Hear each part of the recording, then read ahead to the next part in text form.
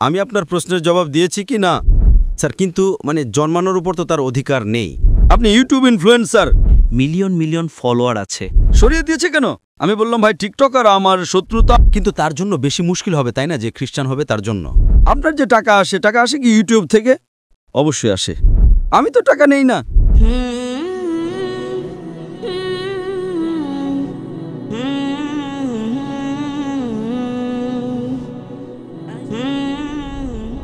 আসসালামু আলাইকুম। আমার নাম আব্দুল বাসিত রিন্দ। আমি একজন সোশ্যাল মিডিয়া ইনফ্লুয়েন্সার। আমার বিভিন্ন প্ল্যাটফর্মে মিলিয়ন মিলিয়ন ফলোয়ার আছে, সোশ্যাল মিডিয়া প্ল্যাটফর্মে। আমার প্রশ্ন হলো যে আমি এক মুসলিম পরিবারে জন্মেছি, আমার বাবা মা মুসলমান ছিলেন, আমি এক নিষ্পাপ শিশু, আমি তো কিছুই জানতাম না। আমি যখন জন্মেছি এবং বড় হয়েছি তখন আমার মন সেই জিনিসটিকে মেনে নেই যা আমার বাবা মা আমাকে শিখিয়েছেন। যেহেতু আমি মুসলিম পরিবারে জন্মেছি তাই আমি ইসলামকে মন থেকে সত্য মনে করি। এখন যেমন আমাদের লক্ষণ ভাই এসেছিলেন, একজন নিষ্পাপ শিশু, সে কিছুই জানে না যে ধর্ম কি, রিলিজিয়ন কি। আর সে যদি খ্রিস্টান পরিবারে জন্মায় বা হিন্দু পরিবারে জন্মায় তো সে সেই জিনিসটাকেই ফলো করে, সেই জিনিসটাকেই তার মন মেনে নেয় যা তার বাবা মা তাকে শিখিয়েছেন এবং তার মনে ঢুকিয়েছেন। তো সে যদি খুব ভালো একজন মানুষ হয়, সে খুব ভালো একজন মানুষ, সে মানুষের সাহায্যও করে, খেয়ালও রাখে, খুব ভালো মানুষ। কিন্তু যদি সে এই অবস্থায় মারা যায় তাহলে কি সে জাহান্নামে যাবে না জান্নাতে যাবে? যদি জাহান্নামে যায় তো এটা কি ন্যায় না অন্যায়? ভাই সাহেব, আপনার নাম কি বলেছিলেন? আব্দুল বাসিত রিন্দ। আব্দুল বাসিত রিন্দ। রিন্দ রিন্দ একটি বেলুচি জাতি। রিন্দ যে রিন্দ। আব্দুল কাদির ইসলাম আব্দুল বাসিত। হুম। শেখ আব্দুল বাসিত ভালো কারি ছিলেন মাশাআল্লাহ। ভাই আব্দুল বাসিত খুব ভালো প্রশ্ন করেছেন। বলেছেন আমি মুসলিম পরিবারে জন্মেছি, আমার বাবা মা মুসলমান ছিলেন, আলহামদুলিল্লাহ আছেন না। আপনি ছিলেন বলেছেন কিন্তু ভুল হয়ে গেছে। মুসলমান আছেন, যা তারা শিখিয়েছেন আমি কবুল করেছি। আমার লক্ষণ ভাই হিন্দু ছিলেন, হিন্দু হয়ে গেছেন। আব্দুল বাসিত বলেছেন যা আমার বাবা মা বলেছেন আমি মেনে নিয়েছি। আব্দুল বাসিত সাহেব, যদি আপনার বাবা মা আজ বলেন 2 আর 2 5, আপনি মানবেন? মানব না। তো এই বলা যে যা বাবা মা বলেছেন আমি মেনে নিয়েছি সঠিক নয়। যখন আপনি শিশু ছিলেন তখন হয়তো মেনে নিতেন, ঠিক 2 বছর বয়সে মা বললেন 2 আর 2 5, তখন আপনি হ্যাঁ বলবেন, ঠিক কিনা? আজ বললে কি আপনি মানবেন? মানব না। Very good. তো ইসলামের এই কথা আল্লাহ রাসূল সাল্লাল্লাহু আলাইহি ওয়াসাল্লাম বলেন যে যতক্ষণ শিশু প্রাপ্তবয়স্ক না হয় ততক্ষণ তাদের উপর কলম লেখা হয় না, অর্থাৎ সে নিষ্পাপ।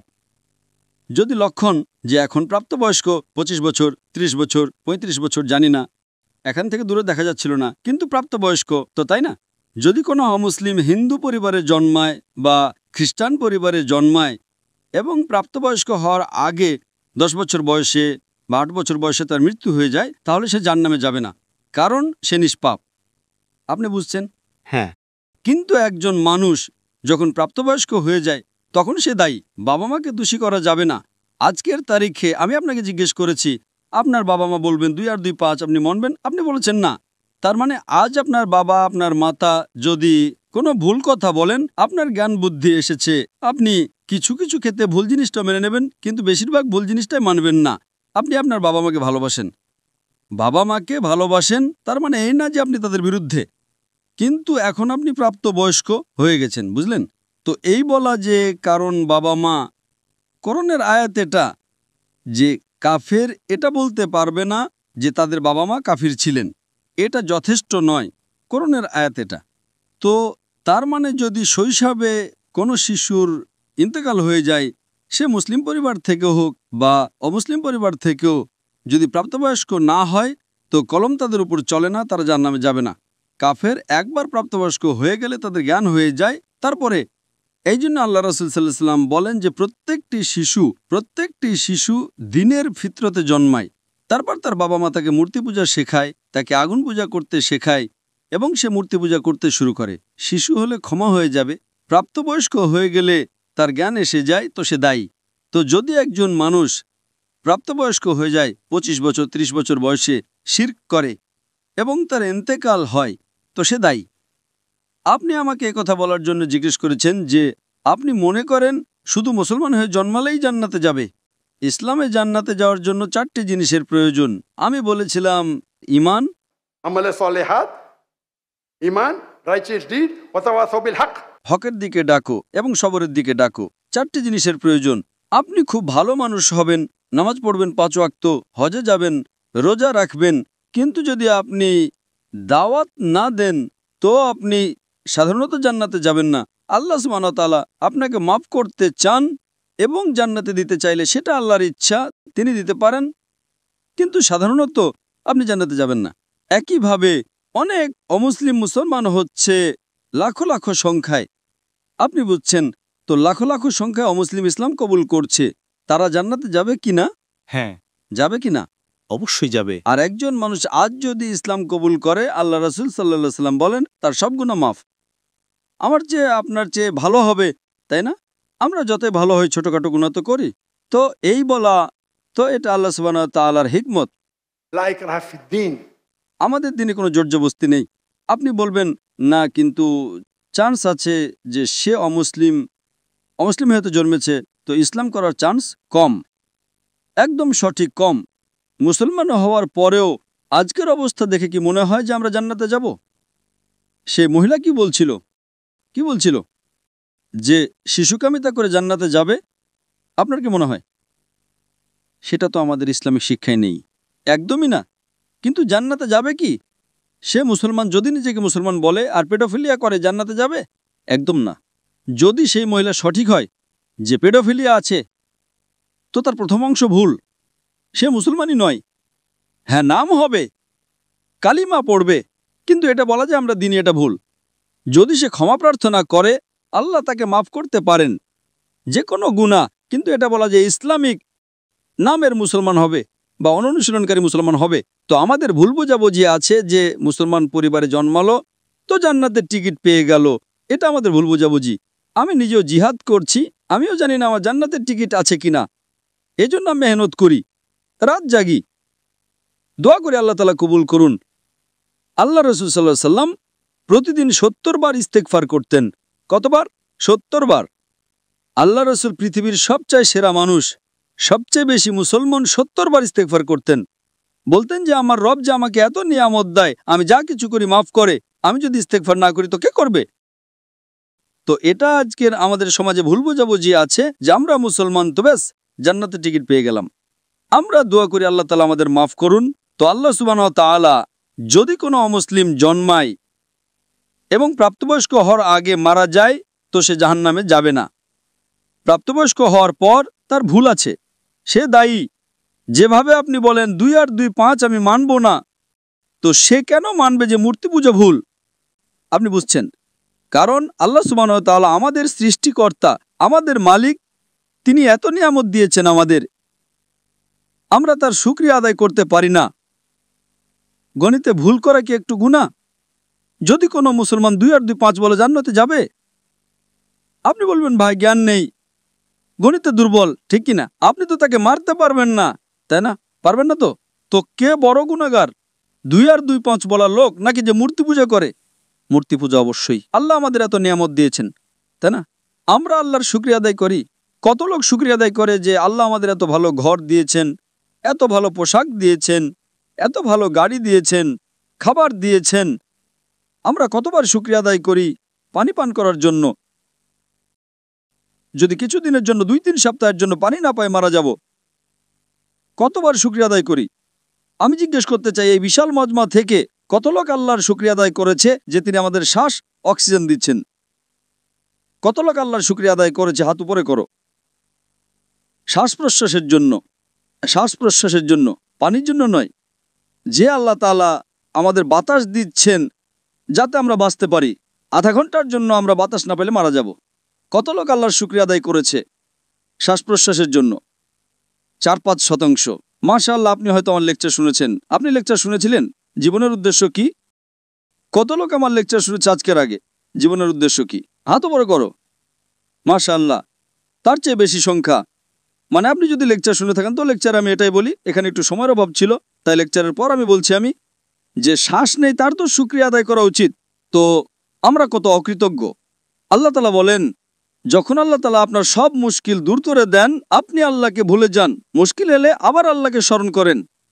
তো আপনার প্রশ্ন সম্পর্কে, যদি একজন অমুসলিম প্রাপ্তবয়স্ক হয়ে যায়, হওয়ার পর তার ক্ষমা নেই, হওয়ার আগে ক্ষমা আছে। স্যার, আমি ভাগ্যবান যে আমি মুসলিম পরিবারে জন্মেছি, কিন্তু তুলনামূলকভাবে যদি কেউ খ্রিস্টান পরিবারে জন্মায়, তো এটা তো তার ভুল নয় যে সে ওই পরিবারে জন্মেছে, তার জন্য তো বেশি মুশকিল হবে, তাই না? ভাই সাহেব, আপনি আমার প্রশ্নের জবাব শুনেছেন কি শোনেননি? হ্যাঁ, অবশ্যই শুনেছি। আমি এর জবাব দিয়েছি কি না? স্যার, কিন্তু জন্মানোর উপর তো তার অধিকার নেই। সে মুসলিমও হতে পারে এবং অমুসলিমও হতে পারে। আপনি আমার জবাব শুনেছেন কি শোনেননি? শুনেছি, অবশ্যই। আমি আপনার প্রশ্নের জবাব দিয়েছি কি না? দিয়েছেন, অবশ্যই। তো দিয়েছি, তো আবার কেন পুনরাবৃত্তি করছেন?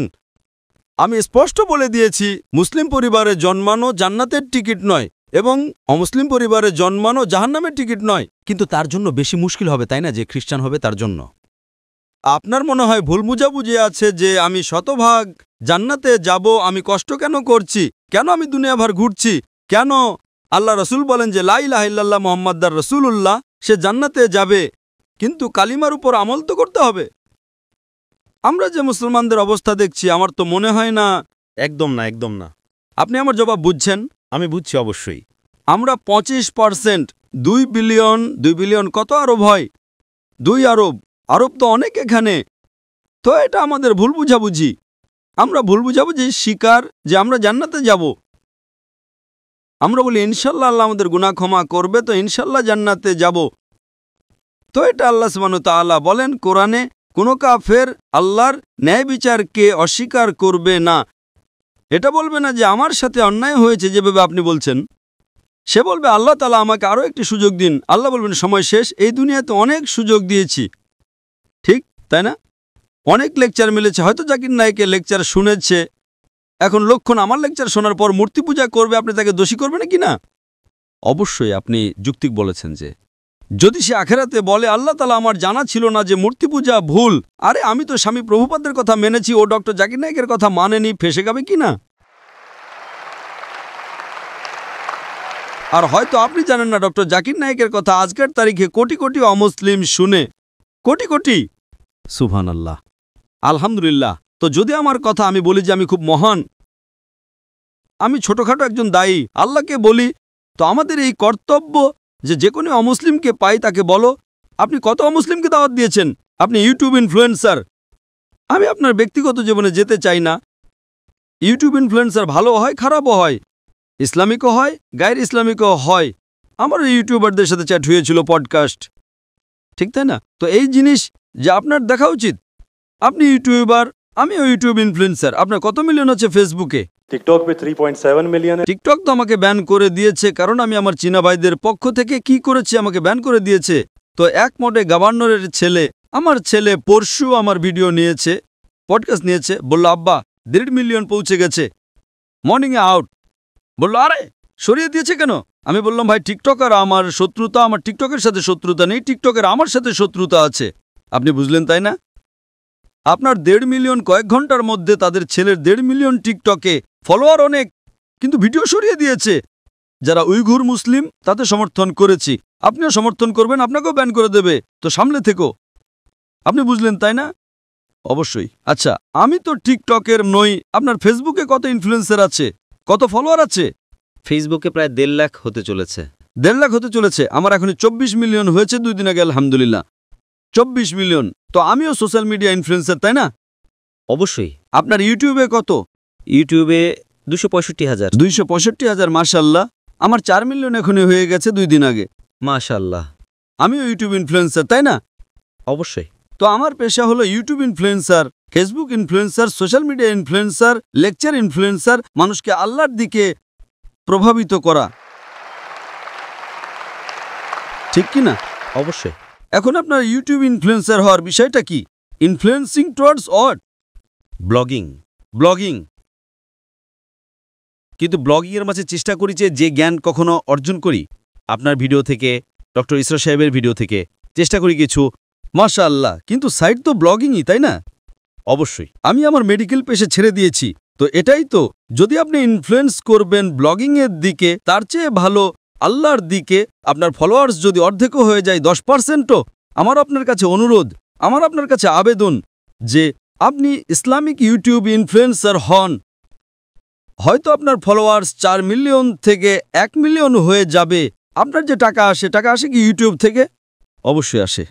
আমি তো টাকা নেই না।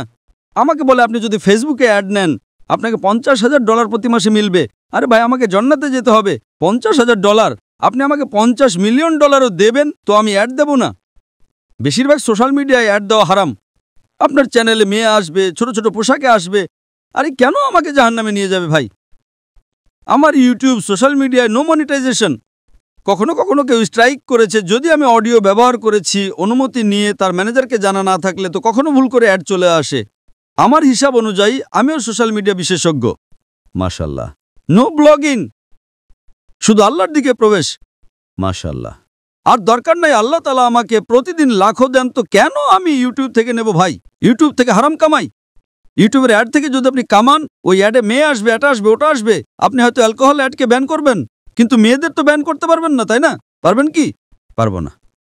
আমাদের সমাজে পেডোফিলিয়া ছড়াবে কার কারণে? আপনি বুঝছেন তাই না? প্রত্যেক মানুষ মনে করে আমি তো ইসলামিক, ইউটিউব ইনফ্লুয়েন্সিং খুব কম, কামানো তো ছেড়েই দাও।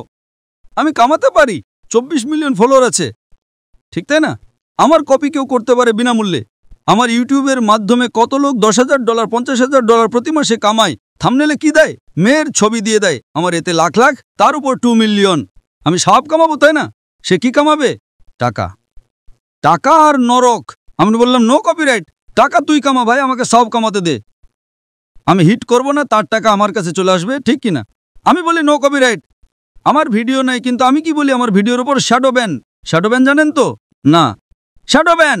আমি বললাম ভাই কাজ করো, টাকা কামাও, আমাকে সব পেতে দাও।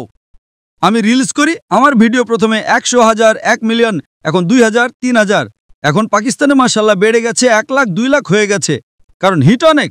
তো আমি বলি ভাই তোমরা টাকা কামাও, আমাকে সব কামাতে দাও। আমরা সোশ্যাল মিডিয়া বিশেষজ্ঞ, কিভাবে থাম্বনেল বানাতে হয়, ফেসবুকের মধ্যে কি পার্থক্য। আমি বলি আমি আল্লাহ ইনফ্লুয়েন্সার, আল্লাহ কেন্দ্রিক। আমার আপনার কাছে অনুরোধ, আমার আপনার কাছে আবেদন, আমি ভালোবাসার সহ আমার ভাই আব্দুল বাসিত, আল্লাহর দিকে লোক। আল্লাহ যদি আপনাকে হুনর দিয়েছেন ইনফ্লুয়েন্স করার, আল্লাহর দিকে ইনফ্লুয়েন্স করো। ইনশাল্লাহ আপনার ফলোয়িং ডবল ট্রিপল হয়ে যাবে ইনশাল্লাহ। আল্লাহর তৌফিক দিন। আর আল্লাহ তাআলা আপনাকে রিজিক দেবেন, যে রিজিক আপনার এতে আসবে কেউ বের করতে পারবে না। আল্লাহ দেখেন হারামের রিজিক না হালালের রিজিক। আপনি মনে করেন যে আপনি অ্যাড বন্ধ করে দেবেন তো রিজিক বন্ধ হয়ে যাবে। অ্যাড বন্ধ করো, রিজিক ডাবল হয়ে যাবে ইনশাআল্লাহ।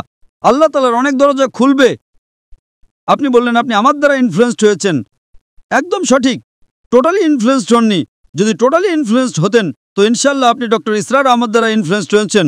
আপনি যদি ডক্টর ইসরার আহমদকে বলেন আমি ব্লগিং করছি, খুশি হবেন? একদম না। আল্লাহ আপনাকে হিদায়েত দিন, আল্লাহ আপনাকে প্রতিদান দিন। আপনি ভালো কাজ করছেন ইনশাআল্লাহ। খালি একটু টুইস্ট নিয়ে আসুন। যে আমার পডকাস্ট করেছে বা যা করেছে আমি তাকে হিদায়েত দিয়েছি। না না ডক্টর সাহেব, আমি তো নতুন চ্যানেল ব্যবহার করেছি। ভালো কথা করো ভাই। একদিনে 1.2 মিলিয়ন। একদিনে কত? 1.2 মিলিয়ন। 1.2 মিলিয়ন ভিউয়ার আমার ছেলে ট্র্যাক করছিল। 2 দিনে 2 মিলিয়ন। এখনই পডকাস্ট মালয়েশিয়া এসেছিল আমার কাছে নেওয়ার জন্যে। হ্যাঁ লোক ভাই, চলো ভাই পাকিস্তানি, মোহব্বত করে আলহামদুলিল্লাহ এখন 5 মিলিয়নের উপরে হয়ে গেছে এক সপ্তাহে। একদিনে 1.2 মিলিয়ন। যে আমিও ভিডিও দেখেছি। ভালো তাই না? ভালো লেগেছে? 1.2 মিলিয়ন একদিনে, 24 ঘন্টারও কম সময়ে। ভালো তাই না? আমি নিজে এটা ভেবেছিলাম যে আপনার অ্যাকাউন্ট শ্যাডো ব্যান, কারণ অন্যদের এত ভিউজ বা দর্শক মিলছে, আপনাকে ততটা। আরে আমার চ্যানেল ব্যান নয়, টিকটকে আমি ব্যান।